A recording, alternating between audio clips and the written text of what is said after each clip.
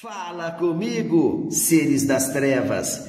Teacher Marcelo na área, passando aqui para deixar toda aquela energia positiva que vocês merecem, pessoal.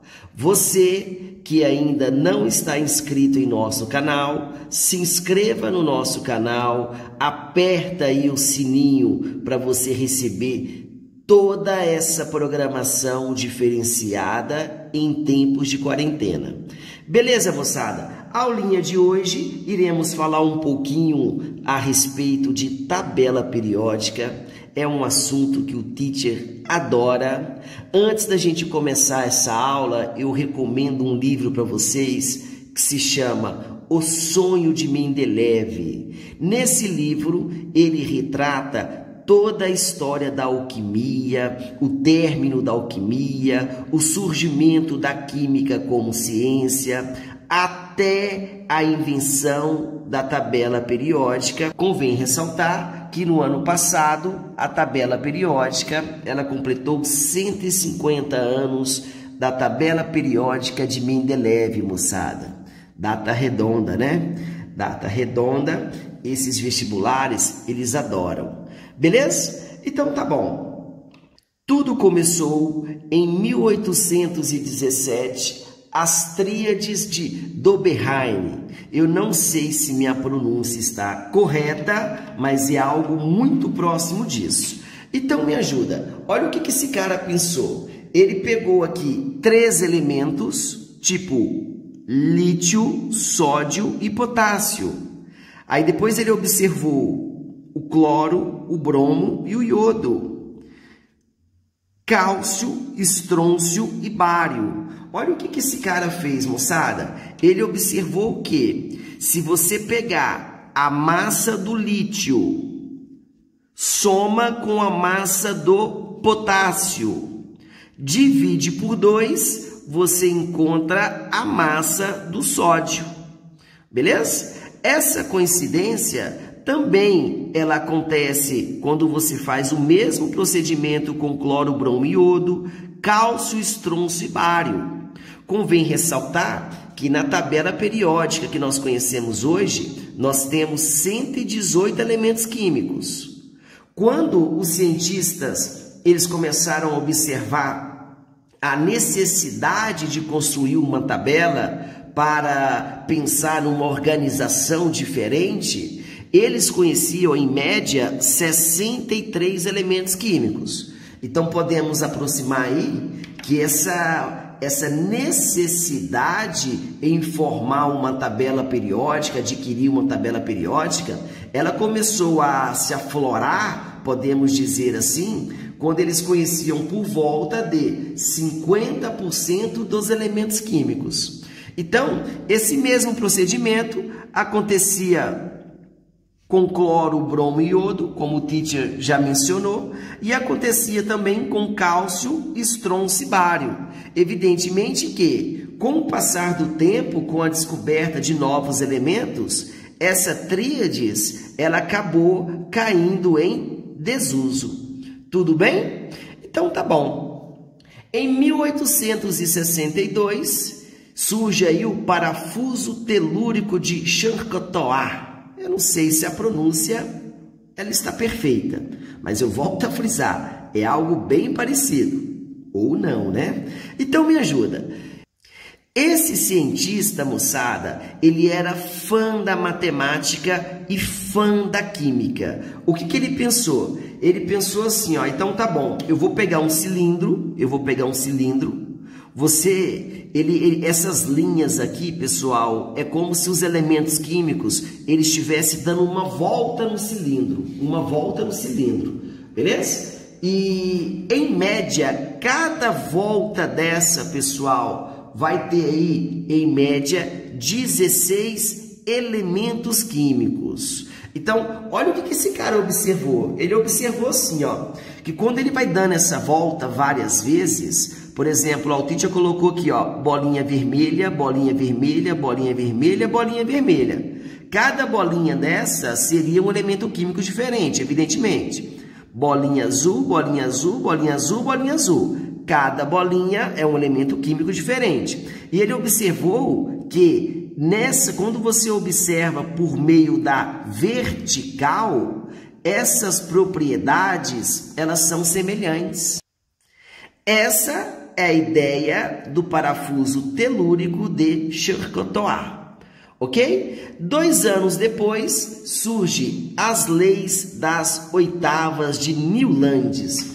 Esse cara, moçada, foi o jovem que mais se aproximou da tabela de Mendeleev.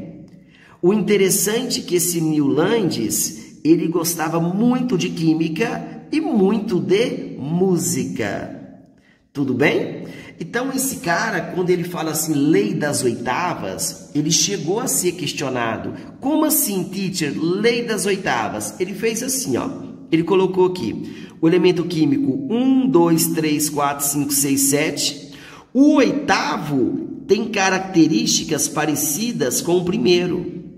O segundo, características parecidas com o nono.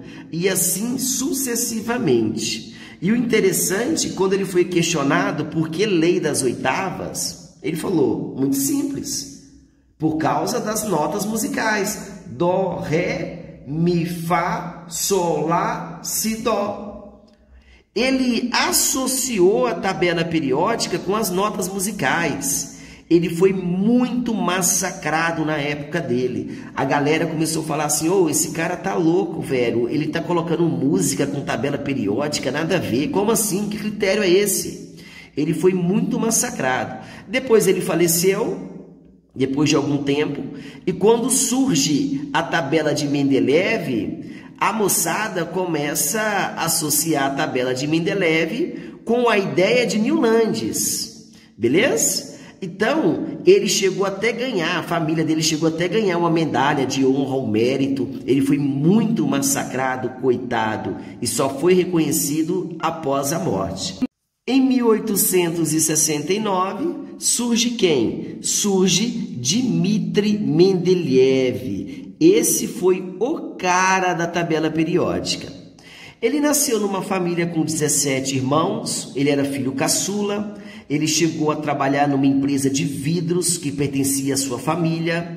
Lá ele teve contato com um químico da empresa, que de repente foi a pessoa que despertou em Mendeleev esse interesse pela ciência.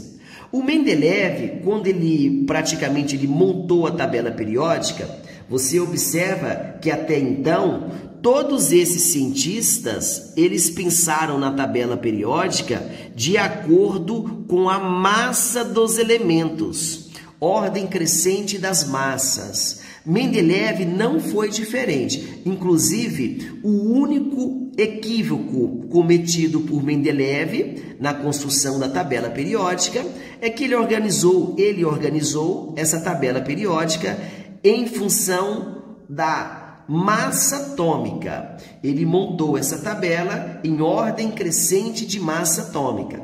A tabela de Mendeleev possuía 8 colunas e 12 linhas. Até aí tudo bem, moçada?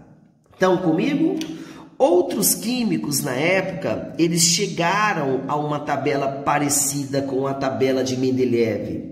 Por que a tabela de Mendeleev é a tabela que a gente fala bastante, é o cientista que a gente dá toda aquela moral quando a gente fala em tabela periódica? Simples. Além de deixar algumas lacunas, em sua tabela, pessoal, coisa que outros cientistas também fizeram, o Mendeleev, além de deixar essas lacunas, ele sabia de todas as características, as propriedades físicas desses elementos que até então não tinham sido descobertos. Então esse foi o principal diferencial de Mendeleev. E segundo fofoquinhas históricas, o Mendeleev ele iria apresentar um seminário numa faculdade. Ele estava atrasado. O motorista de Mendeleev na época, ele falava, doutor, nós vamos atrasar. A faculdade é longe, a gente tem que sair agora, tem que sair agora, tem que sair agora. E o Mendeleev ficava assim, ó, calma aí, já já eu vou, já já eu vou, já já eu vou. O Mendeleev, segundo alguns relatos, ele era uma pessoa de difícil convivência. Ele era muito estressado, ele não gostava, por exemplo, de fazer barba, cortar cabelo. Era difícil uma pessoa ela conviver diariamente com o Mendeleev. Então, quando ele desiste do nada de apresentar esse seminário, essa palestra, ele desiste, ele falou, eu não vou. Vou ficar trabalhando em função da minha tabela periódica, Ele estava tão cansado, que ele chegou a dormir em cima da mesa. Ele dormiu em cima da mesa e, segundo essas fofoquinhas históricas, foi aí que ele imaginou a tabela periódica. O Mendeleev, os elementos que ele conhecia até o momento, ele fez pedaços pequenos em uma cartolina e ele colocava lá o nome do elemento e todas as características desse elemento. Então, no sonho de Mendeleev, ele foi encaixando a tabela periódica com muita facilidade. Aí, o que acontece? Ele já acordou rapidamente e ele já montou essas cartas em cima da mesa e daí nós conseguimos obter o quê? Um início fundamental, extremamente importante para a construção da tabela periódica. Combinado? Em 1913, o Moseley, esse cara, ele organizou a tabela periódica de Mendeleev, porém em ordem crescente de número atômico. Beleza, moçada? Só para a gente finalizar esse breve histórico, a última grande mudança na tabela periódica foi por meio desse cientista, que inclusive tem um elemento químico que faz homenagem a ele. Ele chegou a ganhar um prêmio Nobel, beleza? Que seria o Seaborg, beleza? Essa última atualização ocorreu em meados do século XX, moçada. Ele acrescentou a série de lantanídeos e a série de actinídeos. Tudo bem, pessoal? O teacher colocou para vocês aqui agora uma tabela periódica muito atual. Ela está muito bonitinha. Ela é uma tabela que você pode usar como referência tranquilamente. Geralmente, quando você procura uma tabela periódica na internet, a probabilidade dessa tabela estar errada é altíssima. Tudo bem? Então, o primeiro fator importante é que, se você observar o índice, você vai observar que o número atômico ele se encontra no lado superior esquerdo do elemento químico. Então, a atualização ocorrida pensando na tabela periódica em ordem crescente de número atômico, ficou algo parecido com isso, ó. O número atômico de número 1 está aqui, que é o hidrogênio. O 2 é o hélio. O 3 é o lítio. O 4 é o berílio. O 5 é o boro. O 6 é o carbono. Nitrogênio. Oxigênio. O 9 é o flúor. E o 10 é o neônio. Tudo bem, pessoal? Combinado? E assim sucessivamente. Então, o número atômico 11 é o sódio, o 12 é o magnésio, o 13 é o alumínio, o 14 é o silício, 15 fósforo e assim vai embora. Então, tá bom. Você observa aqui duas divisões importantes. A primeira divisão, ela ocorreu em forma de camadas. Então, aqui eu tenho, ó, a camada K, a camada L, a camada M, a camada N, O, P e Q. Combinado? Então, o teacher vai escrever aqui ao lado, ó, K, L, M. Então, você observa que na tabela periódica nós temos 7 camadas. 7 camadas. E ela é dividida também em grupos. Esses grupos ou famílias, de acordo com recomendação da IUPAC, eles aconselham assim, ó. A gente começa aqui, grupo 1, 2, 3, 4, 5, 6, 7, 8, 9, 10, 11, 12, 13, 14, 15, 16, 17 e 18.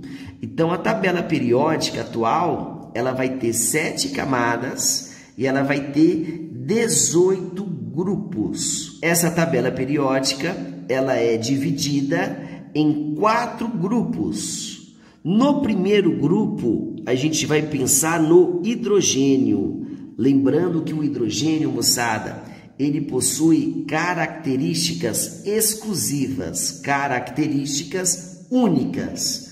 Tudo bem? O segundo grande grupo, na verdade, é o maior grupo, que são os metais. Em média, 80% da tabela periódica é constituída por metais. Onde se encontram esses metais? Esses metais, eles estão aqui, moçada, ó. Esses metais, eles estão aqui, ó. Tudo isso aqui é metal, pessoal. Ou seja, 80% da tabela periódica. Combinado? O terceiro grande grupo é o que a gente chama de ametal. Antigamente, era dividido em semimetais e não metal. Esse conceito caiu em desuso, beleza? Então, eu vou pensar nos ametais ou não metais. Esses ametais, eles estariam aqui, ó. Eles estariam aqui. Então, aqui eu tenho os ametais. E o último grande grupo, pessoal, eu vou chamar de gases nobres. Inclusive, esses gases nobres, eles são extremamente o quê? Extremamente estáveis. Então, eu tenho o hélio, eu tenho o neônio, eu tenho o argônio, que é muito importante. Depois da tabela confeccionada de Mendeleev, aproximadamente aí, moçada, 26 anos depois, eu estou falando algo próximo de 1895, ocorreu a descoberta do primeiro gás nobre. E eles observaram que o argônio, no caso, ele não tinha característica de nenhum elemento até então conhecido. Aí foi quando eles decidiram fazer um grupo exclusivo para o argônio, que ficou conhecido como gases nobres. Quando o teacher falar de ligação química para vocês, vocês irão observar que os gases nobres, eles são extremamente importantes. Por quê? Porque eles já são estáveis e possuem 8 elétrons na camada de valência. É o que a gente chama de regra do octeto. Convém ressaltar que, para título de curiosidade, o gás nobre, ele faz sim algumas ligações químicas, porém, no ensino médio, a gente considera o gás nobre como sendo um elemento estável. Combinado, moçada? Um outro detalhe importante. Eu tenho aqui, ó, a série dos lantanídeos, a série dos actinídeos.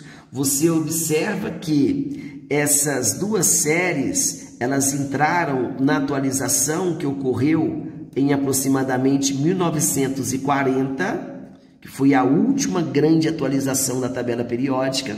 Então, tem um detalhe muito importante que é assim, eu já falei para vocês que esses elementos químicos, eles são organizados na tabela periódica por ordem crescente de número atômico. Inclusive, foi o único equívoco cometido por Mendeleev, porque, assim como os demais, o Mendeleev, ele organizou esses elementos químicos por ordem crescente de massa atômica. Esse detalhe aqui é importante, ó, você observa, ó, o estronço, 38, 39, 40. Eu estou me referindo, moçada, aos números atômicos. 41, 42, 43 e sucessivamente. Agora, se você chega no bário, você observa que o bário, o número atômico é 56. O 57, moçada, é o lantânio que está aqui, ó. O 58 é o sério, tudo bem? E assim sucessivamente. Eles fizeram meio que, podemos dizer, uma cirurgia na tabela periódica. A tabela periódica era para ela ser assim, ó. Vamos ver se vai pegar aqui, ó. Isso. Era para ela ser exatamente assim, moçada, ó. Exatamente assim. Aí o que eles fizeram? Eles pegaram essa parte central aqui, eles recortaram isso. Eles juntaram a tabela periódica, e ficou parecido com o que o teacher está mostrando para vocês aqui, ó. Tudo bem? Então, isso acontece também com o rádio, número atômico 88. O 89 está aqui, o 90 está aqui, o 91 está aqui. Beleza? E se você observar, por exemplo, na série dos actinídeos, o último elemento químico, ele tem número atômico aqui 102. Então, 102, 103, 104, 105, 106... a sertaneja de verdade e assim por diante, ok? A mesma situação ocorre nos lantanídeos, que eu tenho aqui 70, o número atômico, 71, 72, 73, 74 e assim por diante. Combinado, moçada? Outras considerações interessantes em relação à tabela periódica, moçada. Então, a primeira consideração é a seguinte: essa parte central que começa lá no grupo 3 e vai até o grupo 11, moçada. Essa parte central eu vou chamá-la de elementos de transição. Lembrando que essa transição ela pode ser interna e ela pode ser externa.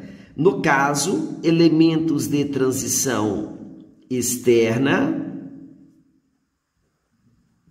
e elementos de transição interna. Elementos de transição interna. Inclusive, esses elementos de transição interna, eu tenho aqui a série dos lantanídeos e dos actinídeos. Lembrando que é comum encontrar tabelas que escrevam isso aqui com E ou com I. Tudo bem, moçada? O teacher escreve com E. Então, tá bom. Quando eu penso nas extremidades, quando eu me refiro ao grupo 1 e 2...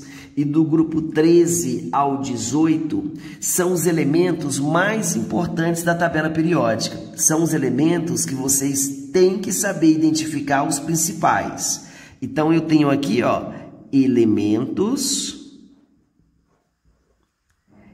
representativos. Elementos representativos. Inclusive, moçada, a gente consegue mencionar um nome para todos esses grupos que fazem parte dos elementos representativos. O grupo 1 é conhecido como metais alcalinos, grupo 2, metais alcalinos terrosos, grupo 13, família do boro, grupo 14, família do carbono, grupo 15, família do nitrogênio, grupo 16, calcogênio, 17, halogênio e 18, gás nobre. Lembrando que, moçada, quando você pega uma tabela um pouco mais antiga, é comum a gente falar assim, ó, grupo 1 ou família 1A, grupo 2 ou família 2A, 13 ou 3A, 4, ou melhor, 14 ou 4A, 15 ou 5A, 6A, 7A e 8A. Tudo bem? É uma denominação um pouco mais antiga, mas que pode aparecer em algumas situações. Combinado? Então tá bom. Agora vamos pensar nas características. Eu sei que o hidrogênio está aqui. Ele possui características únicas. A característica do hidrogênio é exclusiva, é única. Tudo bem? O hidrogênio, ele não é um metal, ele não é um ametal, ele não é um gás nobre. Quando eu me refiro a um gás nobre, pessoal, eu vou pensar, eu vou identificar esse gás nobre como sendo o quê? Algo bastante estável. Então, sempre quando eu me refiro a um gás nobre, isso aqui passa uma ideia de estabilidade. Agora, quando eu penso nos metais, a gente já combinou que os metais são esses aqui, pessoal, ó. Eles fazem parte de 80% da tabela periódica, em média, os metais são todos esses aqui, ó. Então, quando eu me refiro aos metais, eu vou pensar assim, ó, característica dos metais, o brilho. Eu poderia pensar que todo metal ele é maleável. Eu posso falar que todo metal ele é dúctil. Tudo bem, moçada? Só até aqui eu já citei 3 características. Maleável, evidentemente, ele dobra com facilidade. Dúctil, ele tem uma facilidade para formar fios, principalmente. Ok? Uma outra característica dos metais, eu posso falar que são sólidos em temperatura ambiente.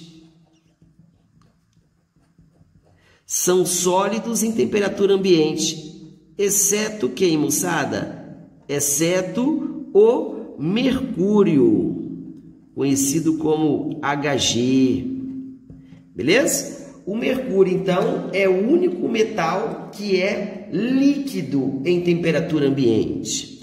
Uma outra característica dos metais, e por sinal uma característica muito importante, ou melhor, a mais importante, é que eu vou pensar assim, ó, conduz corrente elétrica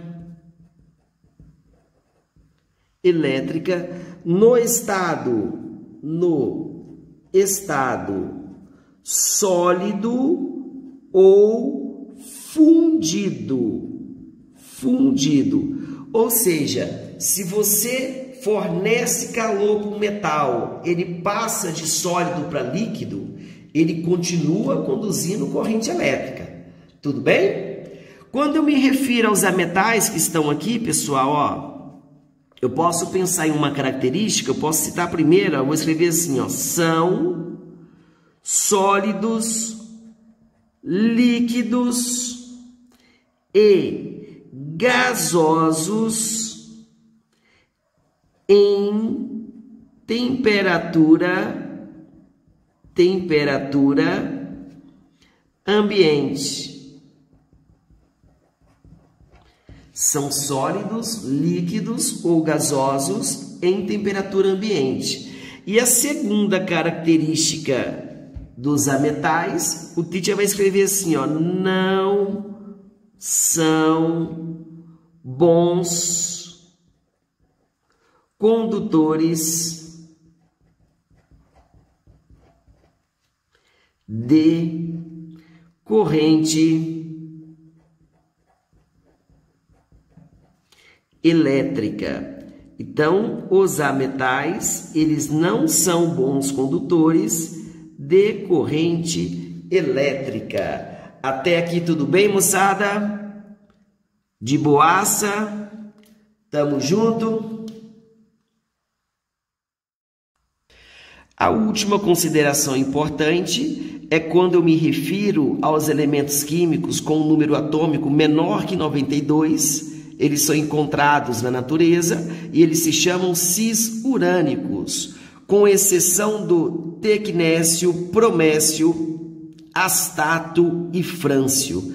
Tudo bem? Agora, quando eu me refiro aos elementos químicos com um número atômico maior que 92, eles são os transurânicos e eles são os elementos químicos sintetizados em laboratório, ou seja, eles são artificiais, beleza?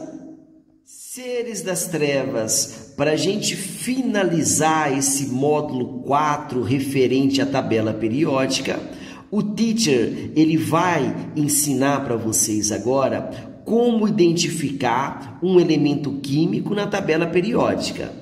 Beleza? Convém ressaltar que no próximo vídeo nós iremos trabalhar as propriedades periódicas. Combinado? Então tá bom. Para a gente identificar o elemento químico na tabela periódica, eu citei 4 exemplos: o cálcio, o titânio, cobre e argônio.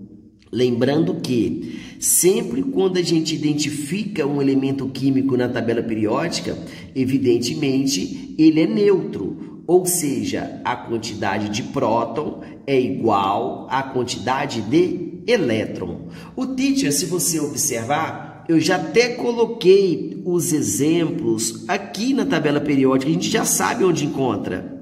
Mesmo a gente sabendo onde encontrá-los, nós iremos fazer para eu passar a regrinha que vocês precisam para a gente encontrar facilmente os elementos químicos na tabela periódica. É muito importante esse conceito porque irá ajudá-los também lá em ligação química. Combinado? Então eu vou pensar assim, ó. Sempre quando o elemento ele se encontra no grupo 1 ou no grupo 2, o subnível mais energético é o S. Combinado? Quando o elemento é um elemento de transição e ele está lá do grupo 3 até o grupo 12, o subnível mais energético é o D. E quando eu penso em um elemento representativo que se encontra do grupo 13 ao 18, o subnível mais energético é o P. Então me ajuda, meninos, meninas. Eu vou pensar assim. Eu citei o cálcio, número atômico 20. Evidentemente não tem carga. Ele vai ter 20 prótons e 20 elétrons. A distribuição eletrônica eu faço assim, ó. 1s2, 2s2, 2p6, 3s2, 3p6 e 4s2. Observa que se eu tenho que adicionar 20 elétrons, eu tenho essa situação, ó, 2, 4, 10, 12, 18, 20. Então, se o subnível mais energético for o S, ele só pode estar no grupo 1 ou no grupo 2. Agora, você identificando a quantidade de elétron nesse subnível, você concorda comigo que eu tenho aqui 2 elétrons?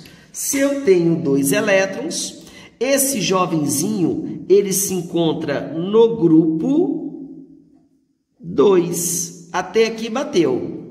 Agora me ajuda. Qual é o maior número da frente? O maior número da frente presente em todos esses subníveis, você concorda comigo que é o 4?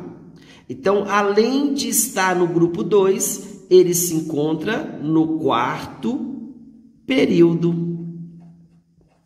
Quando você observa a tabela periódica, pessoal, você concorda comigo que ele está no grupo 2 ou família 2A? Convém ressaltar que quando eu cito essa palavra família ou grupo, dá a ideia de características parecidas. Tudo bem? Então, ele se encontra no grupo 2, ou família 2A, e quarto período. Encontrou o cálcio. Pensando no argônio, por exemplo, com o número atômico 18, nós iremos fazer assim, ó. Então, tá bom. 18 é 1s2, 2s2, é 2p6, é 3s2, é 3p6. Me ajuda, moçada. Concorda comigo que o subnível mais energético foi o P? Se o subnível mais energético é o P, eu sei que ele se encontra desse lado na tabela periódica. Beleza? Ok. Agora eu vou observar assim, ó. Eu vou observar assim. Quantos elétrons que ele tem nesse subnível P? Olha só, no subnível P, ele tem 6 elétrons.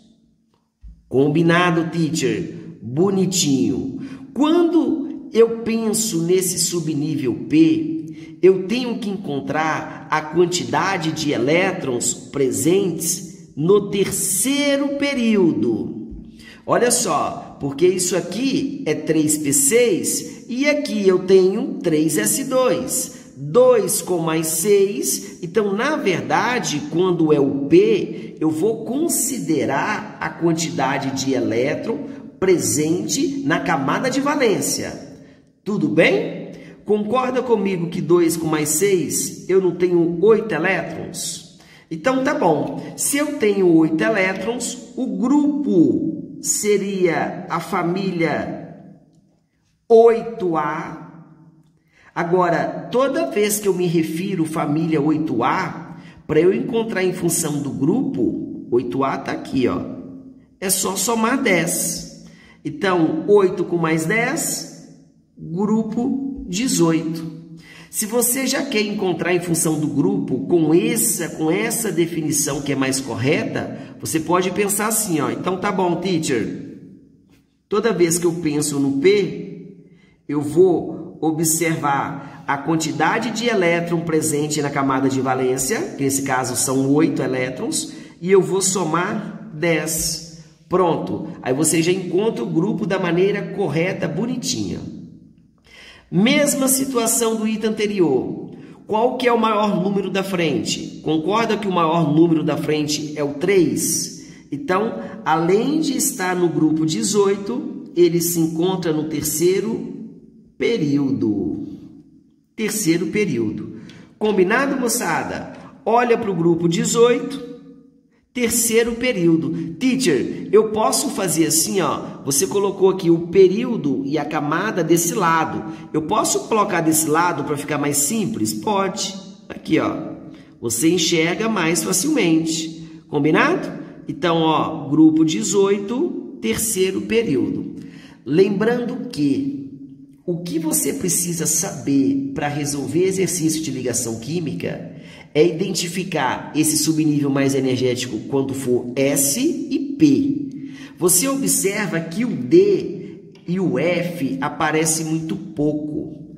Lembrando que, concorda comigo, eu vou colocar uma colinha aqui, ó. Se a tabela periódica for isso aqui, eu não tenho aqui duas séries do lantanídeos e os actinídeos. Então, eu vou pensar assim, ó, o subnível mais energético é o S, é o grupo 1 e 2. O subnível mais energético é o P, eu estou falando do grupo 13 ao grupo 18. Ou seja, esses dois vermelhinhos aqui, moçada, que são os importantes, eles são elementos representativos.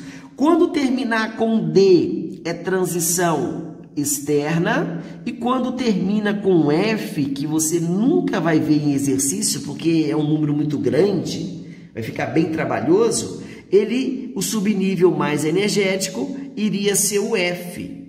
Tudo bem? Então, se você souber até o D, moçada, está perfeito. Não se preocupa com o subnível F. Não se preocupa com o subnível F.